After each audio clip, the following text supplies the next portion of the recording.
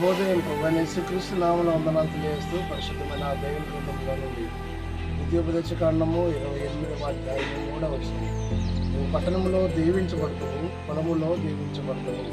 ప్రార్థన తీసుకున్నాం. పరిశుద్ధుల ప్రేమలు తండ్రి వందనాలు స్తోత్రాలు చెల్లిస్తూ వాక్యం దానించి దానికి మహిమ ఘనత ప్రభావం ఆరోపించుకుంటూ యేసయ్య నామంలో ప్రార్థించడానికి వేడుకొంచున్నాము తండ్రి. ఆమేన్.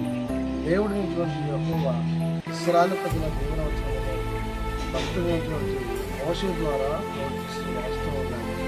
దైవ దీవెన పొందుకొని ఈ లోకంలో ముందుకు వెళ్ళాలి అని ఆశించిన ప్రతి విశ్వాసి సహోదరునికి దేవుని భయభక్తులు జీవించడం ద్వారా దేవుని దీవెన మానవులకు కలిగించిన సత్యాన్ని గ్రహించడం. కాబట్టి ఈ లోకంలో దీవెన ఆశీర్వాదం అనుగ్రహింపగలిగిన ప్రభువు యేసుక్రీస్తు ప్రభువు.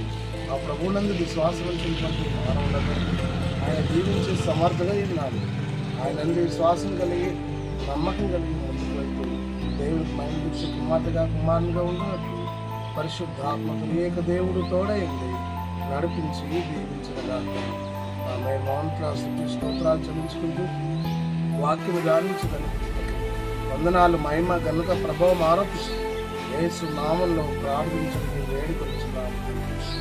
ఆమె తండ్రి కుమార పరిశుద్ధాత్మకు ఏక దేవుడు సదాకాలము తోడైంది దీవించి ఆశీర్వదించగా.